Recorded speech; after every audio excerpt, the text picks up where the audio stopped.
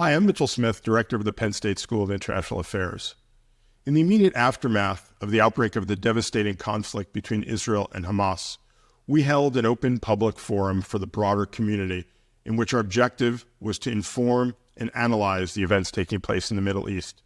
Keeping in that spirit of informing and analyzing, I'm engaging in a series of discussions with School of International Affairs faculty and guests about critical issues in global affairs. I hope you'll find these discussions informative and that you'll share them with others. Thank you for your interest in the work of the Penn State School of International Affairs. I'm here with Professor Sophia McClennen to talk about the role of media in coverage of conflict around the world. What does the media, especially the international media, do well in covering conflict around the globe, and what does it perhaps do less well?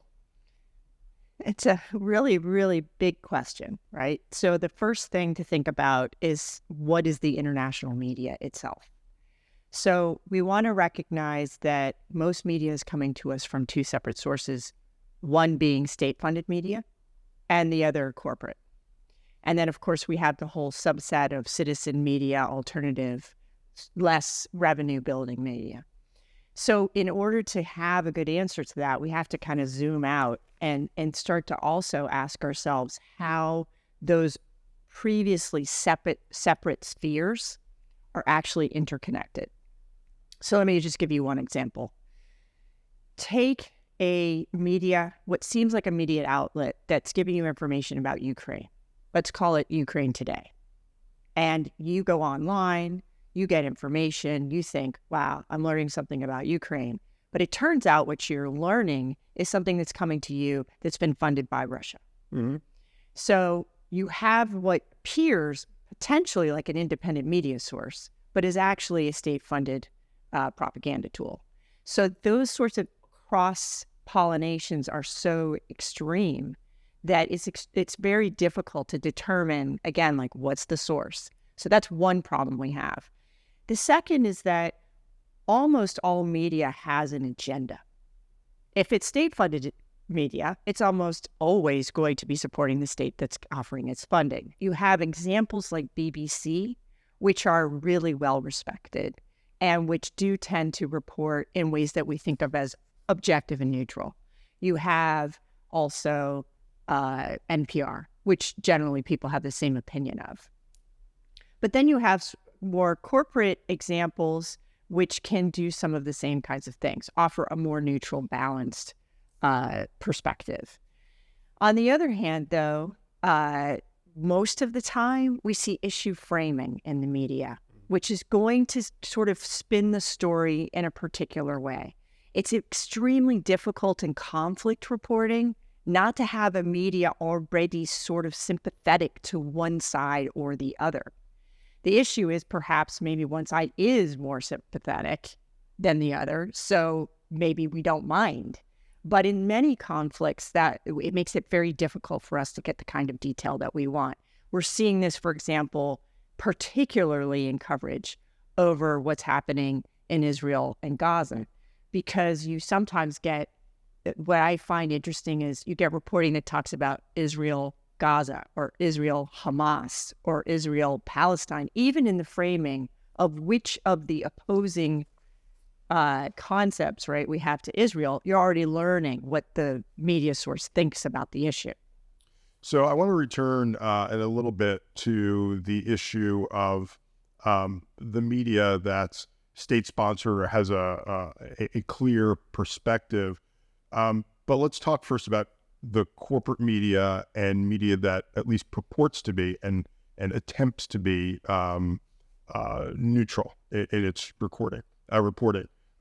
Even those sources tend to want to tell a narrative. And I want to ask you about what sorts of biases emerge, not from a preference for one side or the other, but out of the desire to, particularly competing in a very heavily populated space, competing for audience share, the tendency to seize on and tell the story in terms of a particular narrative.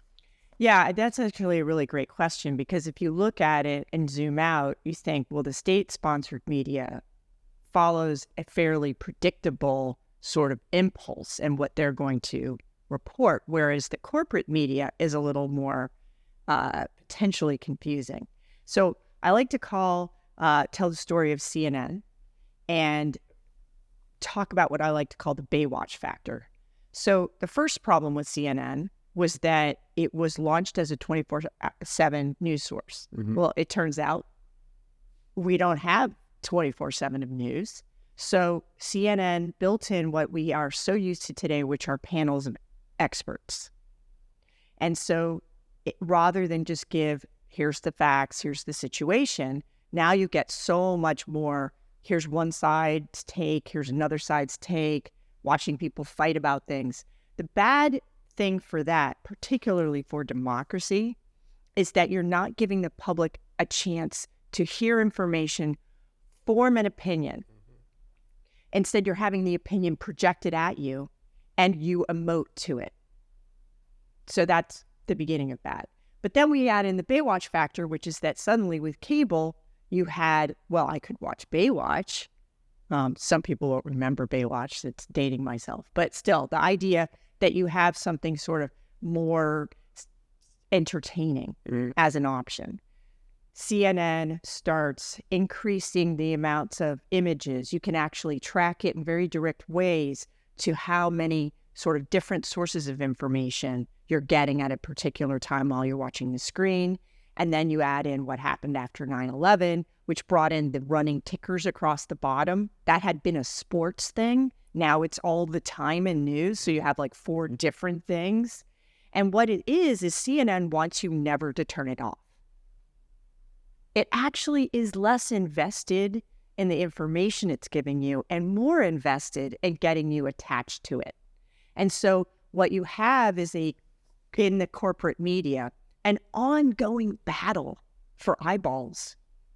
And so it means that it will, say breaking news when it's not really meeting that standard. So what's interesting about this and what I find exciting is that more and more media consumers are fully aware of this. It's so transparent at this point that they're not sucked into it.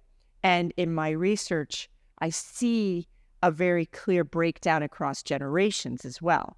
So the students, for example, that we have in the School of International Affairs, first of all, they're not watching CNN. But second of all, if they do watch it, they're not sucked into that narrative of the hype. So you mentioned one of the potentially unanticipated consequences of this structure of the coverage, and that is the implications for democracy and citizens not being able to take the information and then form assessments on their own. What might be some other unanticipated consequences? So, for example, is it possible that coverage can incite publics and therefore exacerbate conflict? That's absolutely right. So one of the things that's interesting that we had been tracking well before the recent conflict in Israel was the bias in the U.S. media towards Muslims. So I don't have fresh memory of this, but the statistics on negative stories related to the Muslim community, whether inside the United States or outside, are stunning in terms of the scope. And so when people so a few things happen. When people get their news or their information about a community through a news source, because they don't have much contact with that community, so they don't have their own direct experiences, they're getting told a story where, this Muslim community is scary to me, or there's bad things happening, or there's fighting. And so that is extremely damaging to democracy because the narrative is skewed to the negative. And the reason for this is that the negative will keep, again, the eyeballs on the screen. CNN isn't going to cover a story that's just like, look at this fantastic thing happening in a Muslim community. Okay, so that's one reason. The second is the brain has a habit where it needs a ratio of 4-to-1, 4 good pieces of information to 1 negative in order to hold balance. So it turns out that we tend to remember negative things much more vividly than positive things. I like to tell my students the example of all of the negative teaching evaluations I can recite verbatim, whereas ask me about the good ones and I can't remember any, right? So we have, our minds are like this. So if the news is covering again and again and again stories that have, Islamophobic bias, then it presents that into the public in a very damaging way. So that's bad for democracy too. So we're seeing as this combination of things that actually show us how the media is sort of predisposed to heightening political polarization, and the information silos that people operate in are exacerbating that as well. So what are the implications for the public? Is it possible for a public to be informed, or are we all simply manipulated in such a way that we are just choosing between competing narratives, all of which are partial truths? Yeah, so this is the great question. And of course, this is why programs like ours are super important, because at the end of the day, the answer to the question is it's about habits of mind. And it's about going and exposing yourself to the kind of education that teaches you to ask the right questions and to have the right tools to answer them. So one of the really great things about the young generation today of college students and graduate students is that they are not naive in the way, say, people in the silent generation or the boomers might be, where they actually expect the media to tell them the truth and then they're disappointed when they're not. Young people today are fully aware that when they watch things on TikTok, it's probably something silly, right? They're not forming their political opinions. Some people do. For sure. Some people do. But you have a sophisticated, media literate, young generation that understands the distinction between this is entertainment, this is news that I should be forming my political opinions on. One of the statistics that's really interesting is that young people today tend to follow, let's say, 4 to 5 news stories, sort of lines of news. But they're getting their information, and this is the exciting part, from probably about 4 different sources. So they are not the people who only watch Fox News or CNN all day. That is not how young people consume news. And that's exciting and important. So at the end of the day, what we're working on is teaching people to, check. So you saw this article, go find another source that corroborates it. And what are sources that are good sources? What are sources that are potentially a little more sketchy? Again, it's often the students that are going to teach me because they've discovered something that I didn't know about. You were dealing with a generation that has never not had sort of a high amount of hoaxing. So their skepticism is really solid, which is great. What about those of other generations that are less skeptical, tend to get their news from a source that they've chosen because it, affirms the views they already have? Is there a way to break out of that cycle? And this is really, in some ways about the huge question of the complete, separation of viewpoints in the contemporary U.S. and in many other places in the world today. Is there a way to break out of that? The short answer is no. So confirmation bias, which is at the heart of this, is a very tricky thing to move. And there are scholars out there, particularly Brendan Nyan, who's at Dartmouth, who are working on what are the things that will get people to wiggle. So one of the studies he did was very interesting, where he checked people, did they believe that there were weapons of mass destruction in Iraq? Okay. And then provide bipartisan information saying there weren't. And then see if that correcting information affected their opinion. And what he found was that exposing them to correcting information made them hold on to their original belief even more strongly. So that was depressing. Then he did another study that showed that if he used a graph, it helped. So we're trying to figure out what exactly are those things. And in fact, that's one of the spaces in which I am doing research, using it through things like satire and political humor. How is that effective at wiggling people off of their already existing biased ideas? But the truth is that this is the biggest battle, the biggest conflict the world is facing today is against these confirmation biases and how hard it is to move people away from beliefs that are false and are destructive to the future of the planet. And of course, we've seen the consequences of that for domestic politics in the U.S., elsewhere, and in the consequences for democracy in particular. But to return to conflict around the world and the role of the media in conflict, what about the media as sort of a victim of manipulation? You started by talking about state-sponsored sources of information. And of course, warfare today, and this has probably always been true, takes place not only in the battlefield, but in the information realm as well. And there are, if you look at, say, the war between Ukraine and Russia, it is clear that both sides are very skilled in using information to try and advance their position in the war. Is the media, and again here, let's talk about the corporate media that purports to tell an even-handed story. Is the media very good at resisting manipulation, or is it often manipulated and a victim of the propaganda of the respective sides? So yeah, again, it's very hard to generalize, but to the extent that we're doing that, I think what you want to imagine is that no one, say, working inside, we'll use CNN as an example, wants to think they're manipulated. Right. They don't, but we can't function if we think we're sort of hawking a lie. What happens is that wars are generally narrated as a good guy versus a bad guy. And so the structure of that coverage is rarely nuanced, for one. That's a very difficult thing for any war coverage.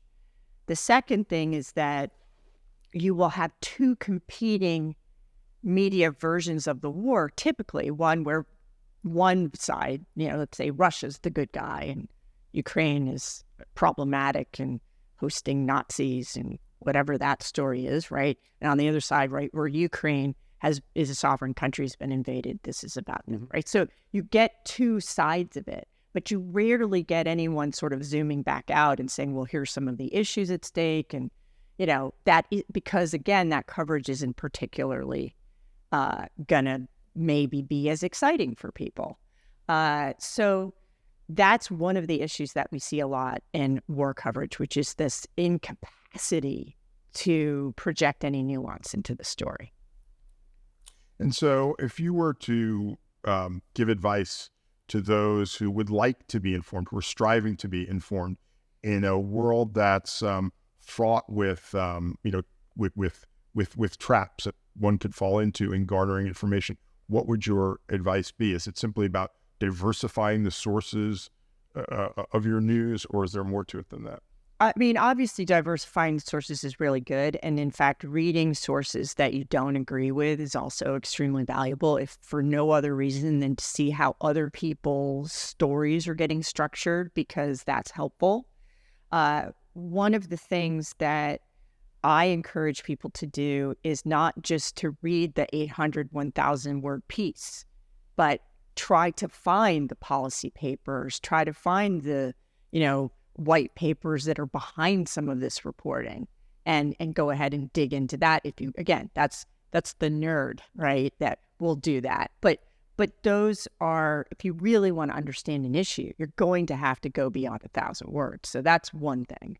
The other is, I think, I try to teach my students to be sensitive to the arcs of these narratives, because then they can see how they really are structured as stories with a beginning and a middle and an end. And this is the future that we want to create, so all of it is very interestingly about storytelling. Mm-hmm. And when you're at war, you're telling people it's okay to kill these other people. We have a good reason for this. That's a very interesting thing to do, particularly from a human rights standpoint. Like, how do we tell a story where that's okay? And so I really try to teach my students to think much more about those tools that are part of the storytelling toolkit so that they understand how that specific thing works. Because basically what you're doing is you have to dehumanize your opponent. You have to render them a blob that is scary and doesn't have children and doesn't have joy and doesn't have family. So what's going on, and notice how the media participates in structuring it that way. To conclude, can you maybe talk about examples where you've seen particularly good reporting of conflict, good coverage of conflict that avoid some of the pitfalls that we've spoken of? Yeah, I mean, so this is what, again, comes back to some of my research, which is that I've been particularly interested in how satire is capable of reframing narratives and destabilizing structures that we're used to. Mm-hmm. So Bassem Youssef was recently interviewed by Piers Morgan, who's been doing a number of interviews in relation to what's been happening over in Israel and Gaza. Right. And he refused to let Piers ask the traditional line of questions. So instead, Bassem comes in and he says, okay, so, the U.S. is supporting Israel. What's the line that Israel could cross for the support to dry up or be in question? That's a question people are not particularly asking, right? The other was he would say, okay, so Hamas comes, it's a terrible thing. I haven't seen almost anyone not agree with that premise, right? What Hamas did when they came in on October 7th is terrible. But then Bassem says, how many Palestinians have to die for this to be evened out, right? So is it 5 for 1? And he's being funny while he's doing it. He's like, look, I have a graph, right? Here's the casualties on the Israeli side. Here's the casualties on the Palestinian side. It's always more Palestinians than Israelis. How big do you want it to be over here for this to feel balanced? And it's a way of being sort of funny and tongue-in-cheek. And he said, look, I understand. Palestinians are very hard to kill. My wife's a Palestinian. She keeps using our children as human shields, right? So again, he's funny, but he's also really pointed at saying, why are we not asking questions about these things? And so I think one of the things that's exciting for me in how SATS comes at stuff is that it tends to focus on the logical structures we're using around an issue. So whether you're watching John Oliver, or whether you're watching Bassem, or whether you're watching The Daily Show, I'm in my research, I'm actually working on satire news programs globally. So in Kyrgyzstan, in Mexico, in Germany, in Taiwan. So these people come and say, what are the frameworks that are being put forward as this versus that? And let's ask questions about that.